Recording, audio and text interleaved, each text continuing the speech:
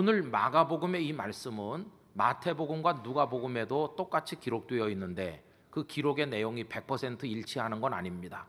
약간의 차이가 있는 가운데 한 가지를 말씀드린다면 맹인 거지의 숫자입니다. 오늘 본문은 바디메오 한 사람만 언급되어 있지만 마태복음 20장 20절에 의하면 이 소경 거린이 두 사람 있었던 것으로 기록되어 있습니다. 아마도 바디메오 외에 이름이 알려지지 않은 또 한 사람이 있었던 것 같습니다. 그런데 여러분, 오늘 이 성경을 읽는 우리들에게 있어서 거기 있었던 시각장애인 거지가 한 명이었는지 두 명이었는지는 전혀 중요한 문제가 못 됩니다. 왜냐하면 사실은 그날 그 여리고 성문 앞 광장에 넘쳐 흐르던 그 많은 사람들이 따져보면 다 바디메오였기 때문인 것입니다. 여러분, 어떻게 그들을 다 바디메오라고 부를 수 있을까요? 여기서 우리는 중요한 것을 좀 구분해서 생각할 필요가 있습니다. 그 두 가지는 하나는 성공이라고 하는 것이고 하나는 구원이라고 하는 것입니다.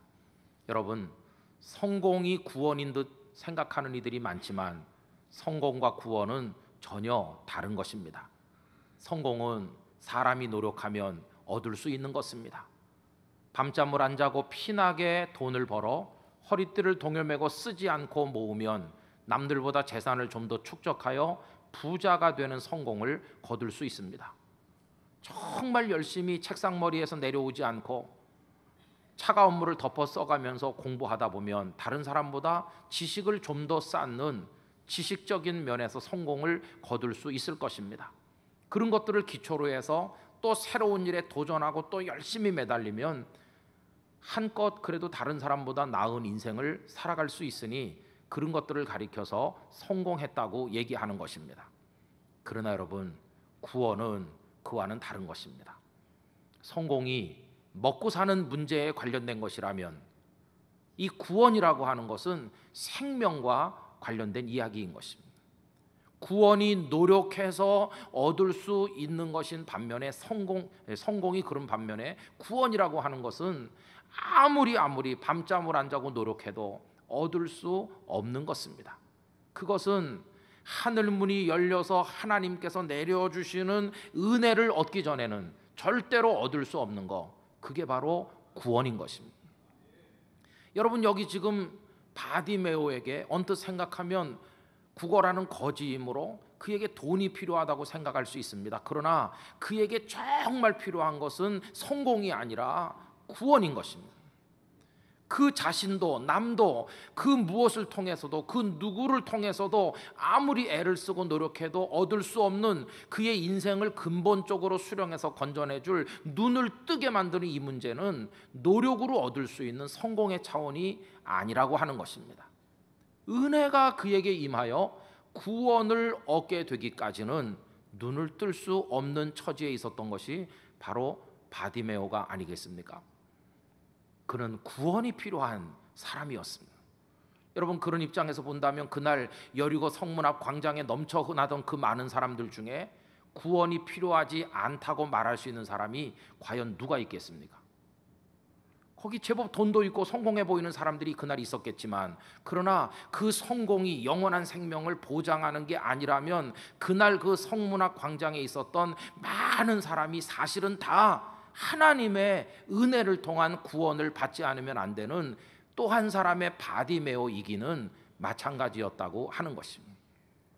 그러므로 그날 거기 바디메오 같은 사람이 몇 명 있었느냐 하는 것은 별 중요한 문제가 아닙니다. 왜요? 거기 있는 모든 사람이 다 바디메오이기 때문인 것입니다. 여러분, 오늘 우리는 어떻습니까? 이 지구촌에도 제법 성공한 사람들이 지금 많이 살고 있습니다. 그러나 그 성공이 구원을 보장하는 게 아니라면 오늘 확대된 여리고 성악 광장과도 같은 이 세상에 살고 있는 모든 인류가 다 하나님의 구원하시는 은혜를 입어야 될 또 한 사람 또 한 사람의 바디메오인 줄로 믿습니다. 우리도 역시 마찬가지인 것입니다. 저는 그런 의미에서 오늘 이 3부 예배에 오신 우리 모두가 하나님의 은혜의 구원을 얻는 사람이 되기를 간절히 원하는 것입니다. 오늘 저는 이 시간 그 성공의 이야기를 말씀드리려고 하는 게 아니라 은혜를 통해서 우리에게 주어지는 구원의 이야기를 여러분들과 함께 나누고자 하는 것입니다. 여러분, 그렇다고 한다면 이 바디메오는 어떻게 그 구원을 얻었습니까? 우선 쉽게 우리가 포착할 수 있는 몇 가지를 생각해 본다면, 우선 그는 기회를 잃어버리지 않는 지혜가 있었기 때문입니다. 여느 날과 달리 갑자기 길거리가 왁자지껄 시끄러워지면서 사람들이 분주해지는 것을 그가 느꼈겠죠. 그리고 물어봤겠죠. 지금 무슨 일이 벌어지고 있습니까? 누군가는 말해줬을 겁니다. 나사렛 예수라는 선생님이 지나가는데 그분 때문에 이렇게 사람들이 많이 모이고 시끄러운 것이라고 말해주었겠죠.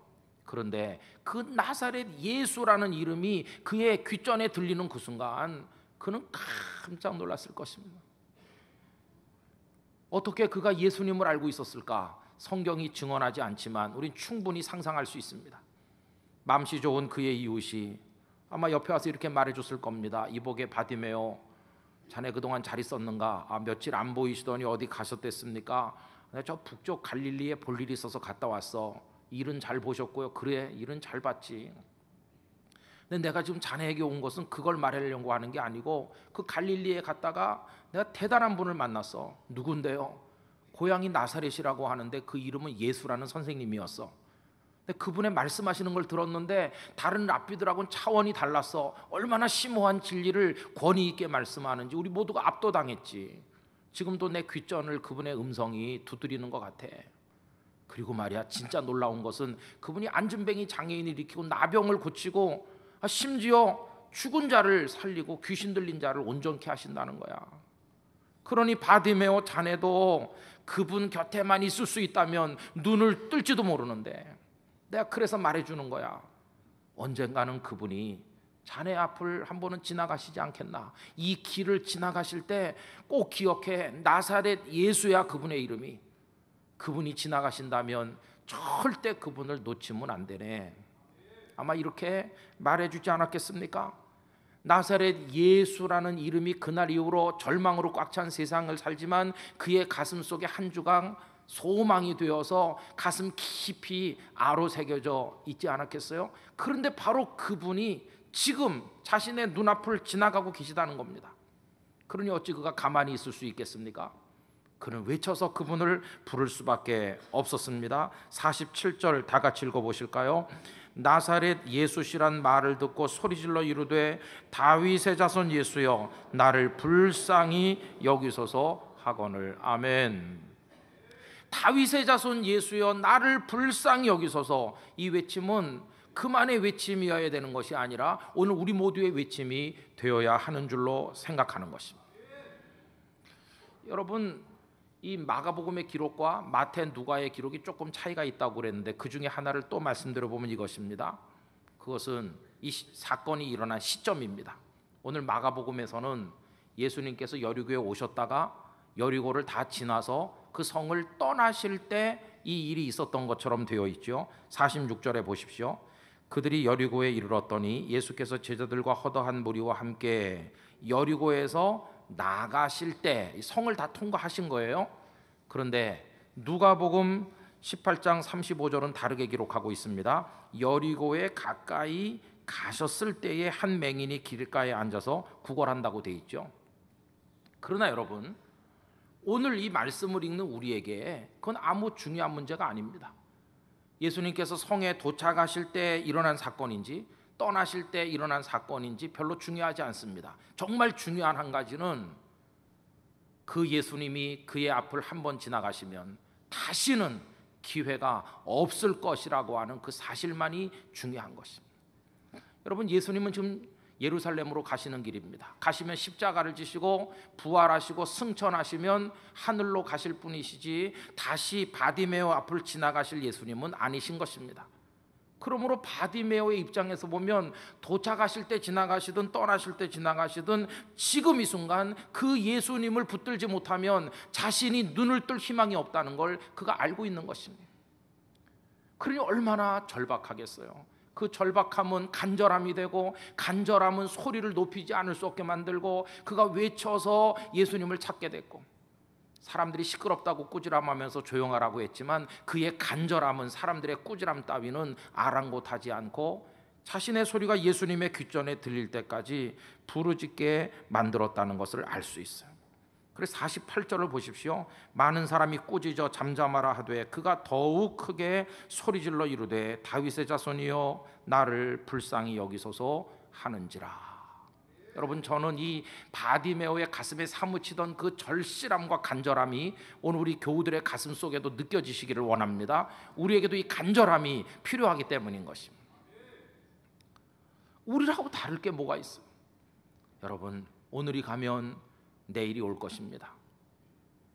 그러나 오늘이 가면 내일이 오기는 하겠지만 그 내일이 우리의 내일이 되리라는 보장은 어디에도 없는 것입니다. 세상에 여러 가지 종류의 보험 상품이 있지만 내일이라는 시간을, 생명을 보장해 주겠다는 상품은 그 어디에도 존재하지 않습니다.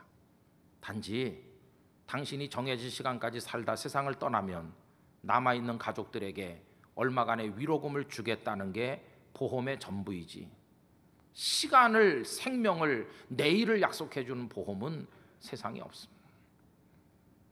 그럼에도 불구하고 마치 내일이라는 시간이 이미 내 손 안에, 내 주머니 속에 들어있는 듯이 말하는 사람처럼 교만하고 어리석은 사람이 또 어디에 있겠습니까? 그러므로 그리스도인들이 종말론적 의식을 가지고 살아간다는 게 무슨 의미일까요? 오늘이 내 인생의 마지막 날일 수도 있고, 오늘 내가 이 순간 주님을 부르지 않으면 은혜를 받을 기회가 없을 수도 있음을 깨닫고 사는 것을 의미하는 것입니다. 그리고 지금 우리가 4월 이 주일을 맞이해서 예배를 드리고 있는데 어쩌면 이 예배가 내 인생의 마지막 예배일 수도 있고 지금 듣는 이 말씀이 내 인생에 듣는 마지막 말씀일 수도 있음을 기억하면서 간절함으로 주님 앞에 나가는 그 의식을 가지고 살아가는 그 태도, 이게 우리 그리스도인들의 종말론적 믿음이 되어야만 할 것이라는 것입니다. 그러니 어찌 간절하지 않을 수가 있겠습니까? 그리고 여러분, 또 한 가지 얘기한다면 이 바디메오는 예수님을 자신의 구원자로 믿었다는 것입니다. 아까도 읽은 것처럼 사람들은 그에게 나사렛 예수가 지나간다고 말해줬습니다. 그런데 그는 예수님을 부를 때 나사렛 예수라 부른 것이 아니라 다윗의 자손 예수여 라고 불렀습니다.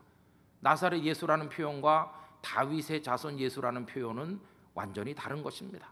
나사렛 예수라는 표현은 예수라는 한 사람이 그 고향이 나사렛이라는 바로 그것밖에는 나타내는 게 없습니다. 그리고 그 말 속에는 다분히 예수는 저 시골뜨기 변방의 나사렛 출신에 불과하다는 은근한 경멸의 뜻도 담겨 있는 표현인 것입니다. 그러나 다윗의 자손이라고 하는 말은 일찍이 예언자들의 예언에 의해서 하나님이 보내주시기로 약속한 메시아를 유대인들이 긴긴 세월 기다렸는데 그 메시아를 지칭할 때 흔히 썼던 표현이 다윗의 자손이라는 말입니다. 그러므로 다윗의 자손 예수여라고 부른다는 것은 이 바디메오가 예수님을 오실 메시아로, 자신을 구원할 구원자로 믿고 있었다고 하는 뜻인 것입니다. 여러분, 이건 정말 놀라운 신앙 고백이 아닐 수 없습니다. 많은 사람들이 다 예수님을 나사렛 예수로 은근히 경멸하는데 그는 예수님을 자신의 구원자, 메시아로 고백하고 있으니 얼마나 놀랍습니까? 어떻게 그가 예수님을 다윗의 자손으로 부를 수 있었을까요? 아마 사람들이 한두 사람이 아니고 많은 사람들이 그에게 예수님 이야기를 전해줬을 것입니다. 그는 마음으로 생각했겠죠. 이건 사람에게서 난 것이 아니야. 어떻게 사람이 병든 자를 고치고 귀신을 쫓아내고 죽은 자를 살리고 그렇게 엄청난 말씀을 할 수 있나? 내가 비록 그분을 뵙진 않았지만 하나님으로부터 오신 분이 아니면 이건 불가능한 것이야. 그분이야말로 날 구원할 유일한 분이셔. 이 성문 앞을 지나는 그 수많은 사람 중에 누가 나를 건질 수 있는가? 주님, 당신밖에는 없습니다. 남들은 어떻게 생각하는지 몰라도 나는 당신을 나의 구원자로 믿습니다. 그 믿음이 그의 마음속에 있는 것입니다. 여러분, 저는 이런 생각을 해봤어요. 그가 만약에 눈을 뜨고 보는 사람이었더라면 예수님을 다윗의 자손으로 부를 수 있었을까? 여러분, 바디메오 외에 그 현장에 두 눈 부릅뜨고 예수님을 머리끝부터 발끝까지 쳐다보는 사람이 얼마나 많았습니까? 그러나 그들은 예수님을 나사렛 예수로 여겼을 뿐이지 구원자로 믿지 않지 않았습니까? 왜요? 눈 뜨고 예수님을 보니까요. 예수님을 보면 더 잘 믿을 것 같은데 아니었습니다. 왜? 예수님의 외모가 걸친 옷부터 너무나 행색이 초라했으니까. 이사야 53장 말씀처럼 고운 모양도 없고 풍채도 없어 보였으므로 아무도 그분에게 매력을 느끼지 않았으므로 그들은 다 예수님을 나사렛 예수 출신으로, 예수 정도로 여기게 됐던 것입니다. 그런데 바디메오는 이 눈이 닫혔기에 마음의 눈으로 그분을 메시아로 알아볼 수 있었으니, 눈을 떴다고 하는 게 반드시 복일까? 두 눈 뜨고 본다는 게 오히려 마음의 눈을 닫게 만들어 봐야 될 분을 보지 못하게 만드는 문제를 가져오는 것은 아닌가? 여러분, 우리는 보는 사람이 못 보는 사람보다 복 있다고 생각하지만 꼭 그런 것은 아니라는 사실을 여기서 배울 수 있지 않습니까? 우린 생각합니다. 하고 싶은 거 다 하고 가지고 싶은 거 다 가지는 사람이 복 있는 사람이라고 여기지만 꼭 그럴까요? 오히려 반대로 하고 싶은 거 못하는 사람, 가지고 싶은 거 못 가지는 사람이 더 진리에 근접하는 복 있는 사람이라는 생각은 여러분 안 해보셨습니까? 지금 우리 정치판을 떠들썩하게 만드는 거기 명단이 오르내리고 있는 분들을 보세요. 그분들이 아무것도 못 가진 사람들입니까? 아닙니다. 대한민국 국민 평균보다 훨씬 많이 이미 가지고 누리는 이들이건만 오히려 그 가진 것과 누리는 것 때문에 욕망에 눈멀어 그런 이름이 오르내리고 있는 거 아니겠어요? 여러분, 어쨌든 이 바디메오는 예수님을 자신을 구원할 메시아로 고백했음을 볼 수가 있습니다. 이 바디메오의 그 간절한 신앙 고백과 그 애절함이 예수님께 드디어 전달이 되었습니다. 그래서 예수님께서는 그의 소리를 들으시고 가시던 걸음을 멈춰 서신 것입니다. 그리고 그를 불러오게 하셨습니다. 오늘 말씀 49절, 예수께서 머물러 서서 그를 부르라 하시니 그들이 그 맹인을 부르며 이르되 안심하고 일어나라, 그가 너를 부르신다 하매. 그 이전까지는 목이 다 잠기도록 외쳤을 텐데 됐어, 더 이상 외치지 않아도 돼, 그분이 너를 부르신다. 마음의 긴장이 팍 풀리면서 그분이 나를 부르시다니. 여러분, 그 감격은 경험해보지 않은 사람은 알 수 없을 것입니다. 예수님은 과연 거기 있는 다른 사람들하고는 다른 분이었습니다. 다른 사람들은 그가 외칠 자격도 없는 듯이, 그는 입을 다물고 있어야 될 무슨 동물에 불과한 듯이 그의 인생은 끝난 것처럼 그를 홀대했지만 예수님은 그도 역시 구원받아야 될 하나님의 아들로 인정해 주셨고, 그의 인생이 끝난 것이 아니라 이제 은혜가 임하면 그의 삶이 변해서 그의 미래가 얼마나 아름답게 열릴 것인지 그의 미래를 바라다 보아 주시는 자비로운 시선을 가지신 예수님이셨습니다. 여러분, 주님은 지금도 그 눈길로 우리를 바라보고 계신 줄로 믿습니다. 남들이 우리를 가리켜 저 사람은 끝난 거야 이렇게 말해도 주님은 아니야, 내가 그에게 은혜를 베풀면 그는 새 사람이 될 것이다 말씀하시는 예수님이신 것입니다. 여러분, 지금도 눈물로 부르짖으면 그 부르짖는 자의 기도 소리가 예수님의 발걸음을 멈추게 만드는 줄로 믿습니다. 누가 주님 앞에 부르짖어서 우리 인생 앞에, 가정과 교회 앞에, 이 문제가 많은 이 조국 앞에 주님의 발걸음이 멈추어 서시도록 할 수 있을 것인가? 여러분, 그가 누구일까요? 세상의 이 시끄러운 소음을 뚫고 우리의 부르짖는 소리가 주님의 귓전에까지 울리도록 해야 될 사람이 누굴까요? 바로 우리가 그 기도의 사명을 가진 사람이라고 믿습니다. 환난 날에 부르짖으라고 말씀하시잖아요. 내가 너를 건지리니 네가 나를 영화롭게 하리라고 시편 50편 12절이 가르치고 있습니다. 여러분, 방해가 있을수록, 어려움이 있을수록, 낙심될수록 더 주님을 갈망해서 여기 바디메오처럼 불러 기도하시게 되기를 간절히 바라는 것입니다. 예수님께서 오라고 부르신다는 얘기를 전해 들었을 때 바디메오는요, 용수철처럼 튀어 일어났습니다. 겉옷을 다 벗어 던졌습니다.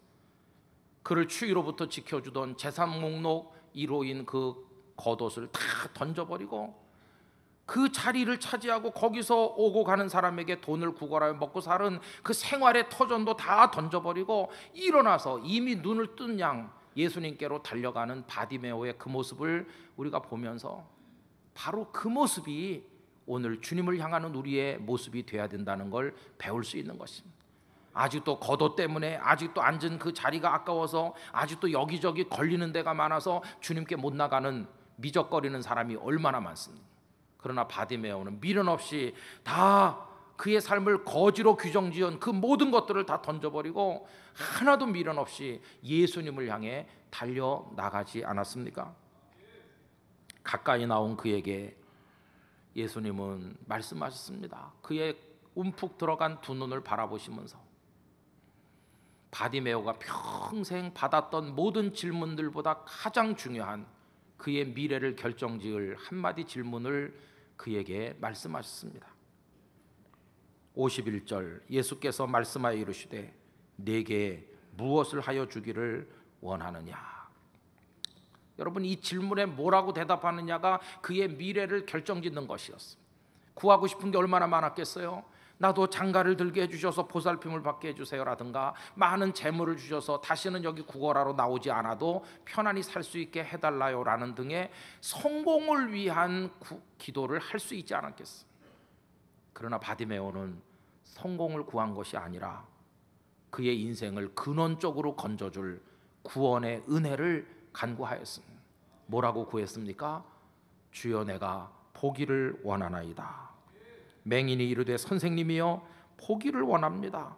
그는 성공을 구한 게 아니라 구원을 갈망하는 사람이었다고 하는 것입니다. 그리고 예수님은 그를 곧 보게 만들어 주셨습니다. 할렐루야. 눈이 확 열렸습니다. 누굴 제일 먼저 보게 됐을까? 그가 눈뜨고 세상에서 제일 먼저 본 게 뭐였을까? 한없는 자애로운 눈빛으로 자신을 들여다보고 계신 그 예수님의 얼굴이요, 그 예수님의 눈빛이었을 것입니다. 그 눈에 눈물이 타고 흐르고 주님 이 눈으로 당신을 뵙습니다. 그게 바디메오의 그날의 감격이었을 것입니다. 그런데 여러분, 불행하게도 이 여리고 광장과도 같은 이 세상에 사는 많은 사람들이 무엇을 원하느냐고 물으시는 예수님의 질문 앞에서 성공을 구하는 이들이 얼마나 많은지, 돌아서면 다시 배고플 걸 뻔히 알면서도 떡을 구하던 그 당시 사람들처럼 왜 그들은 영생을 구하지 않았을까? 왜 구원의 은혜를 구하지 않고 생명과는 상관없는 성공을 갈구했을까? 이런 안타까움을 느끼고 있지 않습니까? 여러분, 우리들은 주님께 무엇을 구하는 사람일까요? 눈을 뜬 그가, 예수님을 바라본 그가 그 이후엔 어떤 사람이 됐습니까? 오늘 본문 52절 끄트머리가 증언하기를 예수를 길에서 따르니라. 할렐루야. 이렇게 증언해주고 있습니다. 예수님은 여리고 주민이 아닙니다. 여리고에서 눌러앉아 사실 분이 아닙니다. 다시 예루살렘을 향해 가시는 분이십니다. 이제 예수님을 따르는 이 바디메오도 더 이상 이 여리고 주민으로 살지 않고 이젠 예수님을 바라보면서 가게 됐습니다. 주님이 눈뜨게 해주신 목적이 예전에 앉아 살던 그 자리, 그리고 거기서 만났던 많은 사람들, 그 여리고성이 주는 형편없는 즐거움, 그거 보고 즐기라고 눈뜨게 하신 게 아님을 그는 알았습니다. 이제는 이 눈으로 저분을 바라보게 하시는구나. 그래서 앞서가시는 예수님의 뒷모습을 집중해서 보면서 예수님의 발길을 따라 그도 역시 예루살렘으로 올라갔을 것입니다. 여러분, 아직도 많은 사람들이 은혜를 받았다고 하지만 여리고성에 머물러 있는 사람 많은데, 이 바디메오는 예수님을 따라 예수님께 시선을 집중하고 그 눈으로 주님을 보는 삶에 나머지 인생을 바친 것입니다. 어디까지 갔을까요? 그는 예루살렘까지 갔고 그 예수님이 골고다 언덕에 십자가 못 박히시는 모습을 많은 사람들 속에서 그 눈으로 눈물을 쏟으면서 바라봤을 것이고, 그리고 얼마 후에 예수님이 감람산 위에서 하늘로 올려지시는 것을 수백 명의 성도들과 함께 감격의 눈으로 바라보았을 것입니다. 올려다보는 그 순간 그의 눈이 또 한 번 열리면서 그는 여리고 성문 앞 광장을 보는 사람이 아니라 저 위에 우리를 위해 준비된 천성문 앞을 바라보는 사람이 되었을 것입니다. 여러분, 여리고 성문 앞 광장과 저 위에 있는 하늘나라 천국 문 앞의 광장을 비교해 보시기 바랍니다. 지금도 지구촌 곳곳에서 많은 사람들이 그곳으로 모여들고 있습니다. 천성문 앞도 지금 수많은 사람들로 붐비고 있습니다. 여리고 성문 앞에도 예수님이 계셨지만 그 천국문 앞에도 예수님이 서 계십니다. 여리고 성문 앞에 예수님은 십자가 지러 가시는 예수님이었지만 천국문 앞에 서 계신 예수님은 이미 부활 승천하신 영광의 예수님이십니다. 그 예수님 왜 거기 서 계십니까? 거기 서서 환난 중에서도 믿음을 지키고 세상에 싸구려 성공이 아닌 진정한 구원의 은총을 갈망하면서 오직 예수님께 시선을 고정하고 살다가 거기 도착하는 당신의 사람들을 끌어안아 주시고 생명의 면류관을 씌워 주시기 위해서 지금도 거기 서 계시는 줄로 믿습니다. 누가 그 광장에 도착하여 예수님의 영접을 받으며 영원한 생명의 나라로 들어갔을까? 여러분, 베드로가 그리로 갔을 것입니다. 그리고 바울 사도도 그 광장에서 주님의 영접을 받았을 것입니다. 많은 믿음의 선배들이 그리로 갔을 것입니다. 그리고 때가 되면 저도 언젠가 이 세상의 마지막 날을 산 이후에 그 광장에 도달해서 이 세상의 욕망으로 버글대는 여리고 광장이 아니라 그 천국문 앞에서 주님의 영접을 받을 그날을 바라보면서 살아가고 있는 중인 것입니다. 성도 여러분, 그게 바로 성공을 얻은 사람이 아닌 구원을 받은 사람의 성도의 삶이 아니겠습니까? 그날 여리고 성문 앞 광장에 수많은 사람들이 붐볐지만 이 이야기가 시작되기 전만 해도 가장 불쌍한 사람이 바디메오였지만 예수님을 만나자 모든 게 역전되며 그날 바디메오보다 더 행복한 사람은 그 현장에 아무도 없었던 것입니다. 바디메오는 최고였습니다. 여러분, 그러면 오늘 말씀을 마치기 전에 마지막으로 드릴 말씀은 어떻게 바디메오가 그렇게 될 수 있었을까? 지금까지 말씀드린 것처럼 기회를 놓치지 않았기 때문에, 간절했기 때문에, 소리 높여 부르짖었기 때문에 그래서 그런 것일까요? 물론 그의 입장에선 그런 게 있지만 원론적으로 말하면 그 모든 것은 오직 주님의 은혜로 가능한 것이었습니다.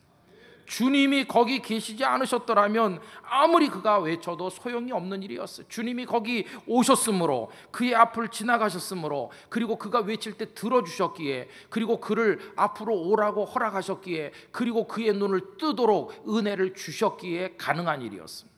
어떻게 구원에 이르는 것인가? 오직 주님의 은혜로 구원에 이르는 것입니다. 그런데 여러분, 그 예수님이 오늘 이 자리에 계심을 믿습니까?